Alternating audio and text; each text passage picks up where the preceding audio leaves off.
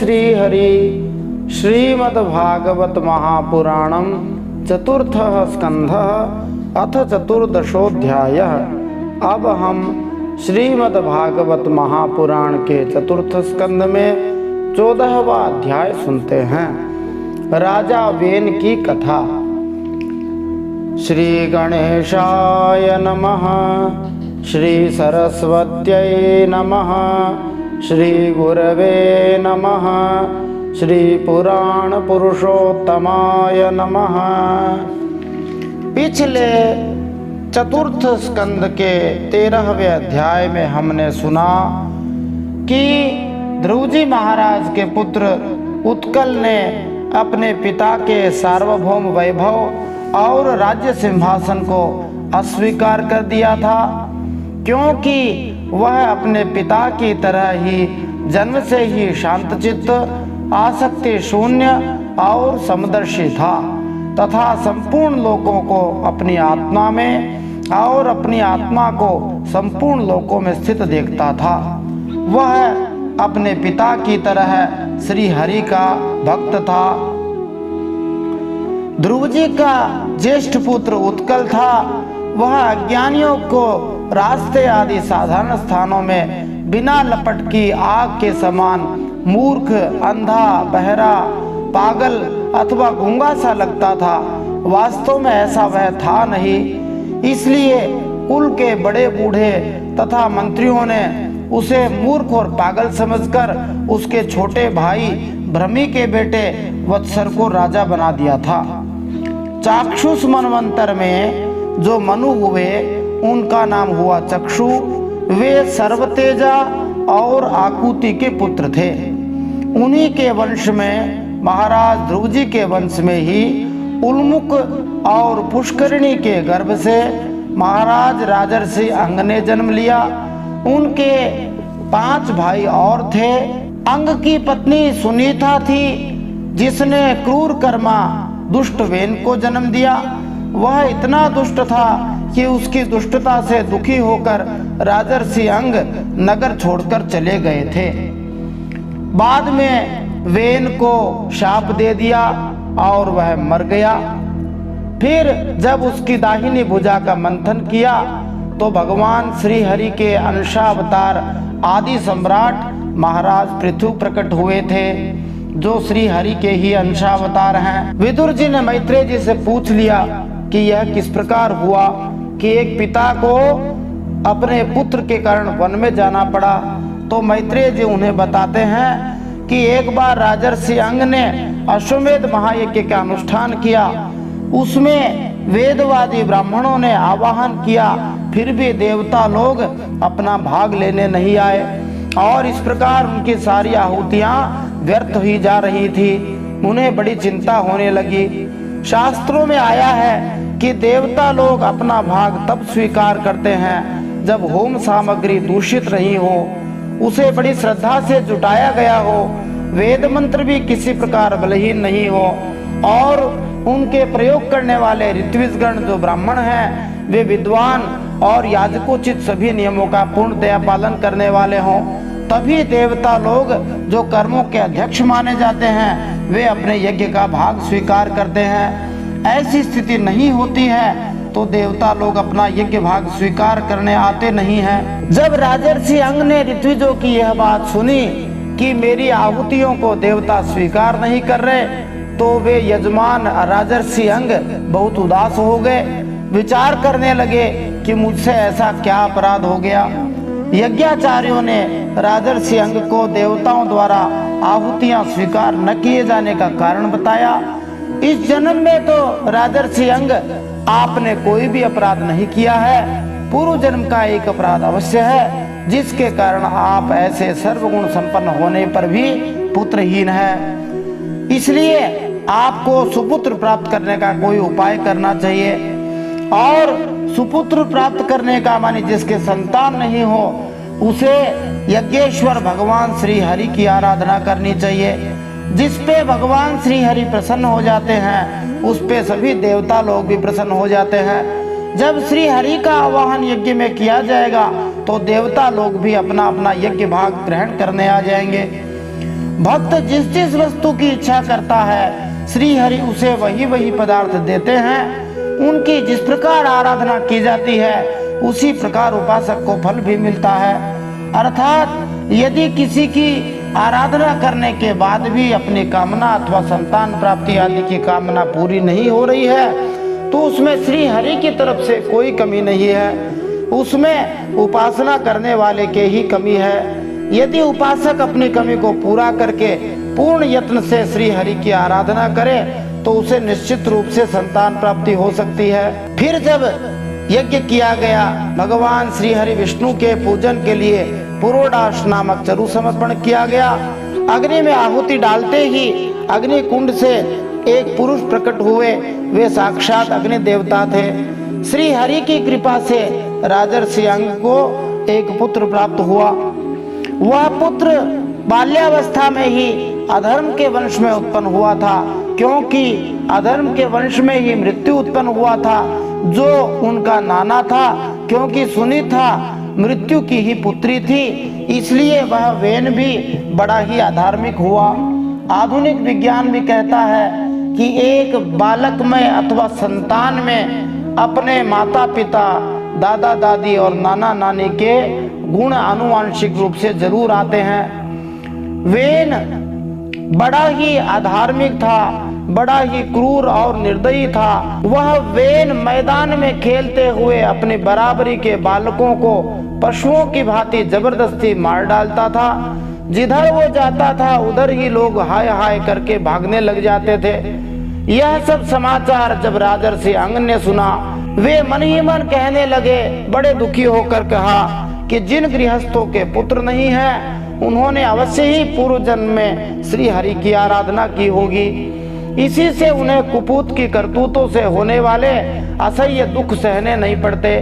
तो यदि किसी के संतान नहीं हो रही है तो उसको ऐसा समझना चाहिए कि यह श्री हरि की ही इच्छा है। यदि जबरदस्ती करके श्री हरि से प्राप्त किया जाए तो पूर्व जन्म की ऐसी कोई न कोई करतूत होती है जो हमें परेशान कर सकती है। श्री हरि तो हमें दुखों से बचाना चाहते हैं, लेकिन जिसको दुख सहने का स्वभाव ही बन गया है वह श्री हरि को ही, भगवान को ही उलाहना देता है और सदा ही गालियां देता है कि आपने मुझे संतान नहीं दी। जिसको संतान नहीं दी उस पे भगवान ने कृपा करी है कि वह भावी दुखों से अपने आप को बचाता रहे। राजर्षि अंग कहते हैं कि नाम मात्र की संतान के लिए कौन समझदार मनुष्य ललचावेगा।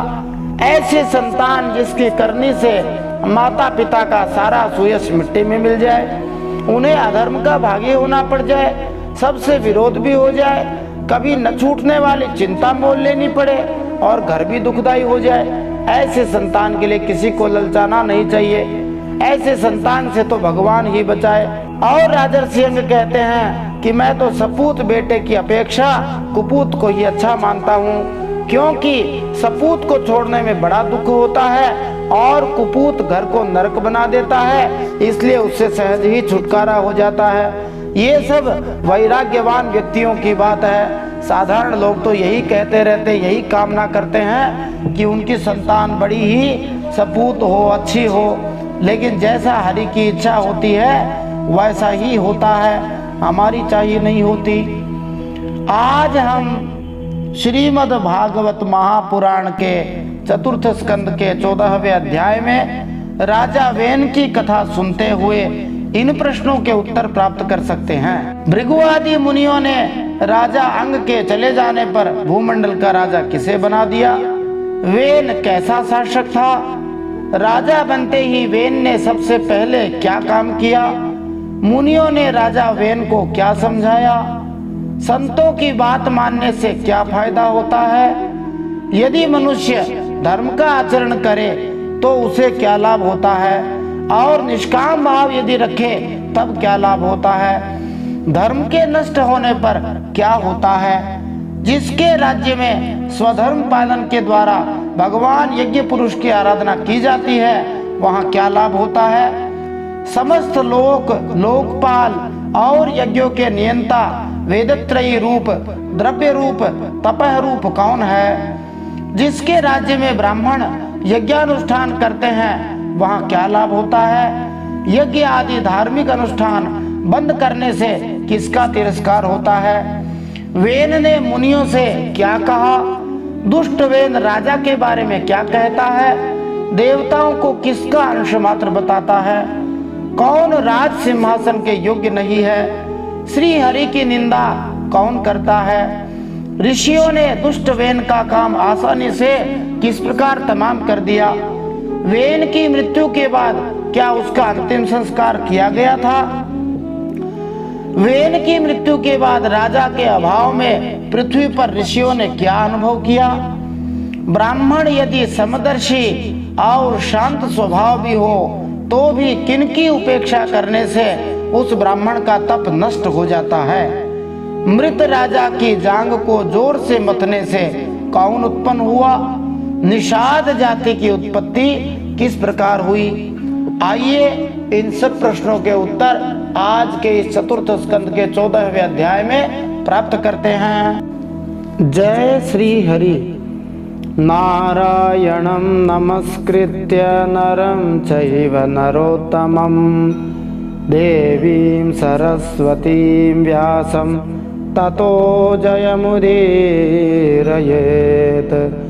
भगवान श्री नरनारायण के चरणों में प्रणाम करते हुए, श्री गणेश जी भगवान को प्रणाम करते हुए, माता सरस्वती को प्रणाम करते हुए, वेदव्यास भगवान को प्रणाम करते हुए, हृदय आराध्य श्री हरिचरणों में प्रणाम करते हुए, भगवत स्वरूप श्रीमद् भागवत को प्रणाम करते हुए, श्री सुखदेव मुनि और परीक्षित महाराज को प्रणाम करते हुए, अनंत कोटि सब संत महात्माओं को प्रणाम करते हुए अब हम श्रीमद् भागवत महापुराण के चतुर्थ स्कंद में 14वां अध्याय सुनते हैं। श्रीमद् भागवत महापुराणम चतुर्थ स्कंध अथ चतुर्दशोऽध्याय।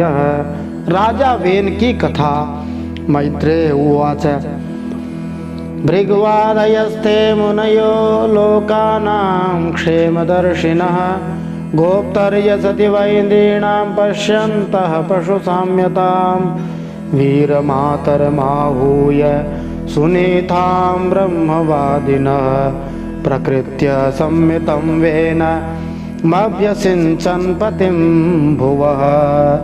श्री मैत्रेय जी कहते हैं, वीरवर विदुर जी, सभी लोगों की कुशल चाहने वाले भृगुवादी मुनियों ने देखा कि अंग के चले जाने से अब पृथ्वी की रक्षा करने वाला कोई नहीं रह गया है। सब लोग पशुओं के समान उच्छृंखल होते जा रहे हैं। तब उन्होंने माता सुनीता की सम्मति से मंत्रियों के सहमत न होने पर भी वेन को भूमंडल के राजपद पर अभिषेक कर दिया।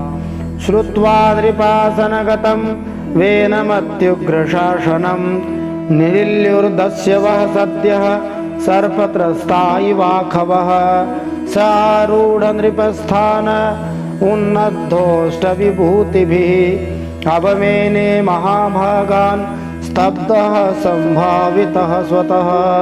वेन बड़ा कठोर शासक था। जब चोर डाकुओं ने सुना कि वही राज सिंहासन पर बैठा है, तब सर्प से डरे हुए चूहों के समान वे सब तुरंत ही जहां तहां छिप गए। राज्यासन पाने पर वेन 8 लोकपालों के ऐश्वर्य कला के कारण उन्मत्त हो गया और अभिमानवश अपने को ही सबसे बड़ा मानकर महापुरुषों का अपमान करने लग गया। वेन खुद ही बड़ा चोर डाकू था, तो दूसरे जो चोर डाकू थे वो सब उसके डर से छुप गए। एवं मदांध उत्सिक्तो निरंकुश इव द्विपः पर्यटन रथमास्थाय कंपयन् निवरोदसी न यष्टव्यं न दातव्यं न होतव्यं द्विजः क्वचित् इति न्यवारयत् धर्मं भेरी घोषेण सर्वसः। वह ऐश्वर्य मत से अंधा हो रथ पर चढ़कर निरंकुश हाथी के समान पृथ्वी और आकाश को कंपाता हुआ सब जगह घूमने लगा और सबसे पहले उसने यही घोषणा करवाई। उसकी तरह आज भी कई लोग हैं जो अपने आप को राजा मानते हैं और सबसे पहले यही घोषणा करवाते हैं। क्या करवाते हैं? कोई भी द्विजातीय वर्ण का पुरुष कभी किसी प्रकार का यज्ञ नहीं करेगा, दान नहीं करेगा और हवन नहीं करेगा। यज्ञ, दान, हवन, इन पे सबसे पहले प्रतिबंध लगाने वाले ऐसे कई निरंकुश राजा हुए हैं, आज भी मिल सकते हैं। अपने राज्य में यह ढिंडोरा पिटवा दिया, उसने सारे धर्म कर्म बंद करवा दिए। वेनस्यावेक्ष्य मुनयो दुर्वृत्तस्य विचेष्टितं विमृश्य लोकव्यसनं कृपयोचुस्म सत्रिणः अहो उभयतः प्राप्तं लोकस्य व्यसनं महत् दारुण्युभयतो दीप्ते इव तस्कर पालयोः। दुष्ट वेन का ऐसा अत्याचार देख सारे ऋषिमुनि इकट्ठे हुए और संसार पर संकट आया समझकर करुणावश आपस में कहने लगे, अहो जैसे दोनों ओर जलती हुई लकड़ी के बीच में रहने वाले चींटी आदि जीव महान संकट में पड़ जाते हैं, वैसे ही इस समय सारी प्रजा एक और राजा के दूसरी ओर चोर डाकुओं के अत्याचार से महान संकट में पड़ गई है। अराजक भयादेश कृतो राजा तदर्हणः ततोप्यासीत् भयं त्वद्य कथं स्यात् स्वस्ति देहिनाम् अहेरिव पयः पोषः पोषकस्याप्यनर्थभृत् वेनः प्रकृत्यैव खलः सुनीता गर्भसंभवः। हमने अराजकता के भय से ही अयोग्य होने पर भी वेन को राजा बनाया था, किंतु अब उससे भी प्रजा को भय हो गया। ऐसी अवस्था में प्रजा को किस प्रकार सुख शांति मिले। सुनीता की कोख से उत्पन्न हुआ यह वेन स्वभाव से ही दुष्ट है, परंतु सांप को दूध पिलाने के समान इसको पालना और पालने वालों के लिए अनर्थ का कारण हो गया।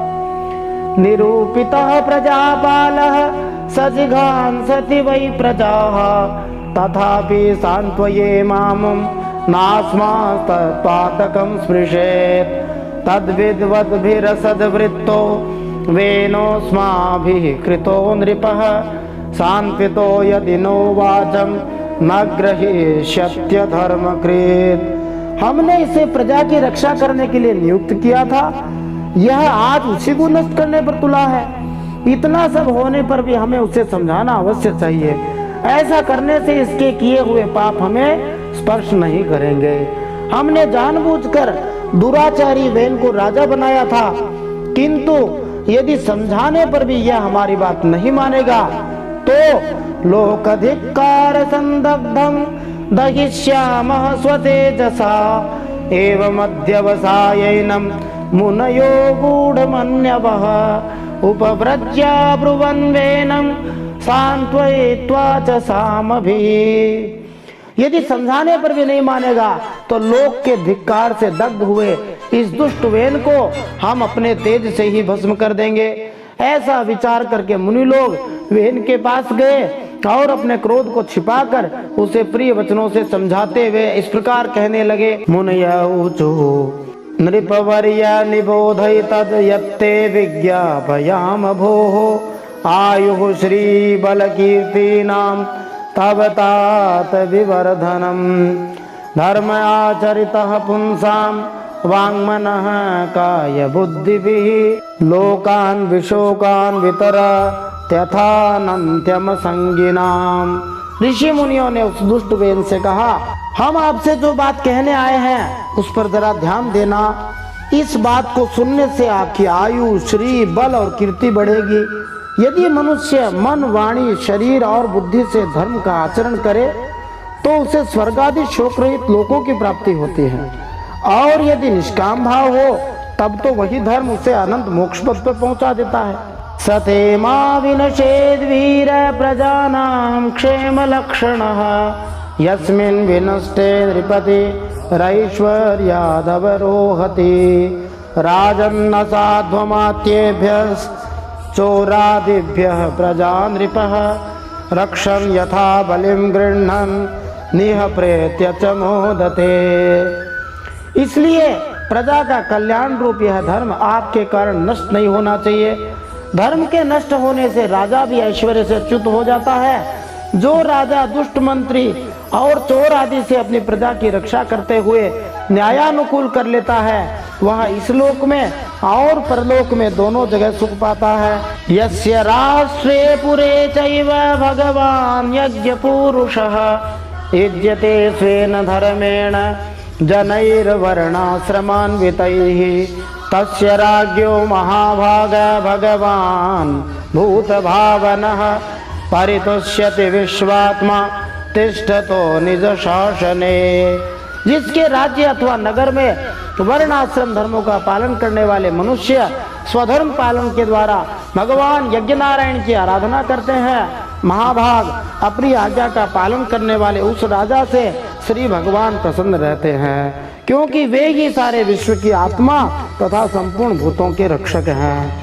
तस्मिन् तुष्टे किम प्राप्यं जगतामीश्वरेश्वरे लोकाः सपाला ये तस्मै हरन्ति बलिमाद्रिताः। तो उन ऋषियों ने सोचा इसको और स्पष्ट बताना चाहिए कि भगवान के संतुष्ट होने से क्या फायदा होगा। भगवान ब्रह्मा आदि जगदीश्वरों के भी ईश्वर हैं, उनके प्रसन्न होने पर कोई भी वस्तु दुर्लभ नहीं रह जाती। तभी तो इंद्र आदि लोकपालों के सहित समस्त लोग उन भगवान को बड़े आदर से पूजा के उपहार समर्पण किया करते हैं। तम सर्वलोकामर यज्ञ संग्रहं त्रयीमयं द्रव्यमयं तपोमयं यज्ञैर्विचित्रैर्यजतो भवायते राजन् स्वदेशाननुरोद्धुमर्हसि। भगवान श्री हरि समस्त लोकपाल और यज्ञों के नियंता हैं। वे वेदत्रयी रूप, द्रव्य रूप और तपस्वरूप हैं। इसलिए आपके जो देशवासी आपकी उन्नति के लिए अनेक प्रकार के यज्ञों से श्री भगवान का यजन करते हैं, आपको उनके अनुकूल ही रहना चाहिए। यज्ञेन युष्मद् विषये द्विजातिभिर् वितायमानेन सुरः कलाहरेः स्विष्टाः सुतुष्टाः प्रदिशन्ति वाञ्छितं तद्धेलनंगार्हसि वीरचेष्टितुम्। जब आपके राज्य में ब्राह्मण लोग यज्ञों का अनुष्ठान करेंगे, तब उनकी पूजा से प्रसन्न होकर भगवान के अंश स्वरूप देवता आपको मनचाहा फल देंगे। अतः वीरवर आपको यज्ञादि धर्मानुष्ठान बंद करके देवताओं का तिरस्कार नहीं करना चाहिए।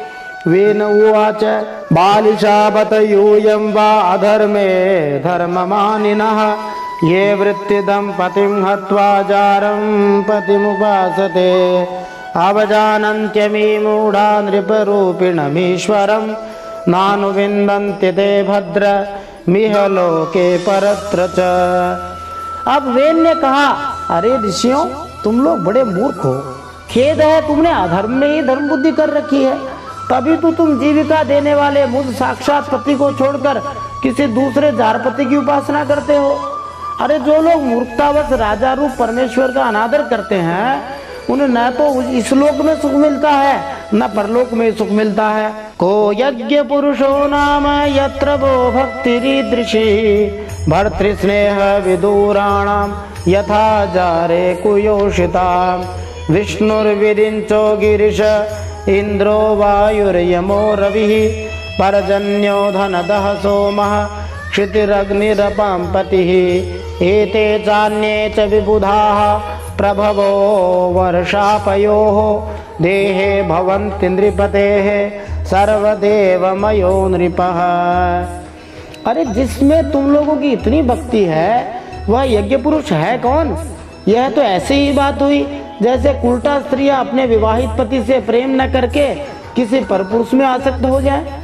विष्णु भगवान, ब्रह्मा जी, महादेव जी, इंद्र, वायु, यम, सूर्य भगवान, मेघ, कुबेर, चंद्रमा, पृथ्वी, अग्नि, वरुण, इनके अतिरिक्त जो दूसरे वर और शाप देने में समर्थ देवता हैं, वे सब के सब राजा के शरीर में रहते हैं।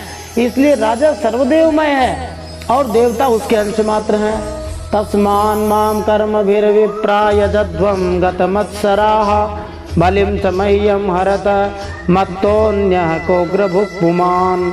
इसलिए ब्राह्मणों, तुम मत्सरता, ईर्ष्या छोड़कर अपने सभी कर्मों द्वारा एक मेरा ही पूजन करो और मुझी को बलि समर्पण करो। भला मेरे अलावा और कौन अग्र पूजा का अधिकारी हो सकता है? ऐसी उसकी बुद्धि खराब हो गई। मैत्रेय उवाच इत्थं विपर्ययमतिः पापी यानोत्पथं गतः अनुनीयमानस्तद्याच्यं न चक्रे भ्रष्टमङ्गलः इति ते सत्कृतास्तेन द्विजः पंडितमानिना भग्नायां भव्ययाच्यायां तस्मै विदुर चुक्रुधुः। श्री मैत्रेय जी कहते हैं, इस प्रकार विपरीत बुद्धि होने से वह अत्यंत पापी और कुमार्गगामी हो गया था। वास्तव में पाप और कुमार्ग के रास्ते पर बुद्धि विपरीत होती है तभी लगता है, विनाश काल होता है तो बुद्धि विपरीत हो जाती है। उसका पुण्य क्षीण हो चुका था, इसलिए मुनियों के बहुत विनय पूर्वक प्रार्थना करने पर भी उसने उनकी बात पर ध्यान न दिया। कल्याण रूप विदुर जी, अपने को बड़ा बुद्धिमान समझने वाले वेन ने जब उन मुनियों का इस प्रकार अपमान किया तब अपनी मांग को व्यर्थ हुई देख वे उस पर अत्यंत कुपित हो गए। आज के समय ऐसे बहुत सारे वेन मिल जाएंगे जो संत महात्माओं के शास्त्रों की बात को बिल्कुल नहीं मानते, उनका विनाश निश्चित है।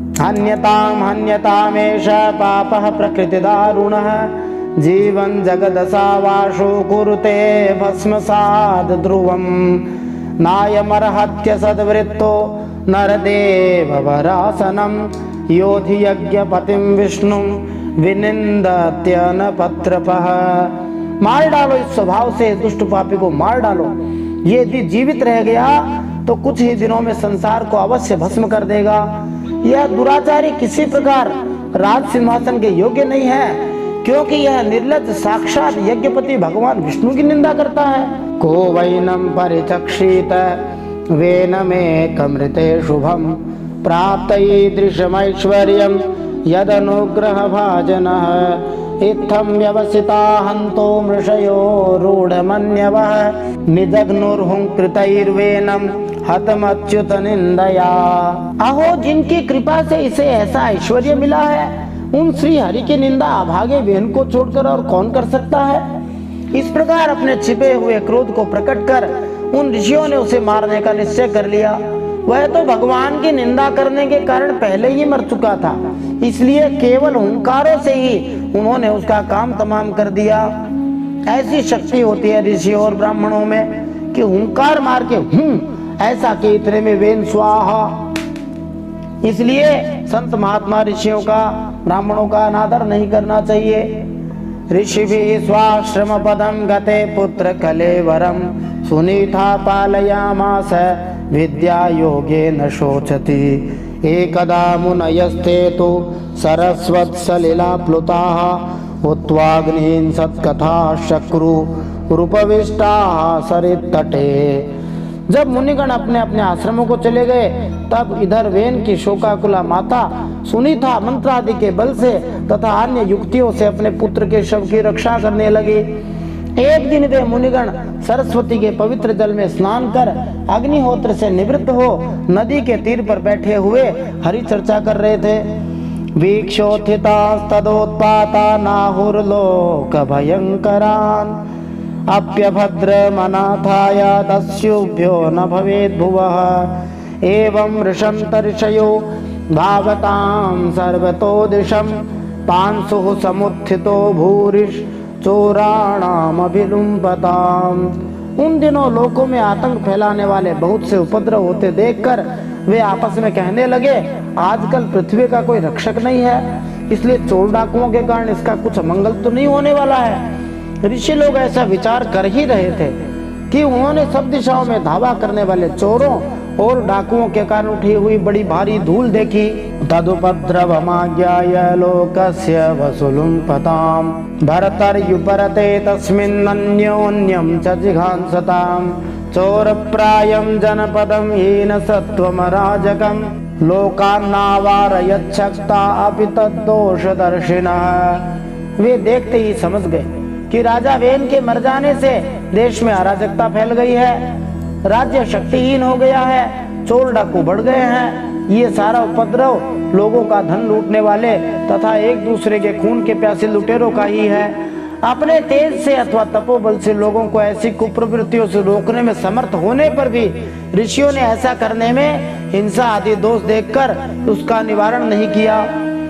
ब्राह्मणः समदृक्षान्तो दीनानां समुपेक्षकः स्रवते ब्रह्म तस्यापि भिन्न भाण्डात्पयो यथा नांगस्य वंशो राजर्षे रेष संस्थातुमर्हति अमोघ वीर्या हि नृपा वंशेऽस्मिन् केशवाश्रया। फिर सोचा कि ब्राह्मण यदि समदर्शी और शांत स्वभाव भी हो तो भी दिनों की उपेक्षा करने से उसका तप वैसे ही नष्ट हो जाता है जैसे फूटे हुए घड़े में से जल बह जाता है। इसलिए ब्राह्मणों को दीन दुखियों की सहायता अवश्य ही करनी चाहिए। सभी लोगों को एक दूसरों की सहायता करनी ही चाहिए, नहीं तो उनकी तपस्या नष्ट हो जाती है। फिर राजर्षि अंग का वंश भी नष्ट नहीं होना चाहिए, क्योंकि इसमें अनेक अमोघ शक्ति और भगवत परायण राजा भी तो हो चुके हैं। विनिश्चित्यैवं ऋषयो विपन्नस्य महीपतेः ममन्तुरुरुं तरसा तत्रासीद् बाहुको नरः काककृष्णोतिरस्वाङ्गो ह्रस्वबाहुर्महाहनुः ह्रस्वपान्निं ननासाग्रो रक्ताक्षस्ताम्रमूर्धजः। ऐसा निश्चय करके उन्होंने मृत राजा की जांग को बड़ी जोर से मथा तो उसमें से एक बोना पुरुष उत्पन्न हुआ। ये कोई साधारण क्रिया नहीं थी कि जैसे कोई दही को मथे वैसे उसकी जांग को मथ दिया। ये पूर्ण रूप से वैज्ञानिक क्रिया थी। किसी मरे हुए शरीर से किसी दूसरे मनुष्य को उत्पन्न कर दे, ऐसा संभव नहीं हुआ। लेकिन ऋषियों में ऐसी शक्ति थी, विज्ञान था उनका। वे प्राचीन समय के जो ऋषि मुनि थे वे वास्तव में वैज्ञानिक ही थे। अब जब बोना पुरुष उत्पन्न हुआ, वह कौवे के समान काला, सभी अंग और खासकर भुजाएं बहुत छोटी छोटी, जबड़े बहुत बड़े, टांगे छोटी, नाक चपटी, नेत्र लाल और केश तांबे के से रंग के थे।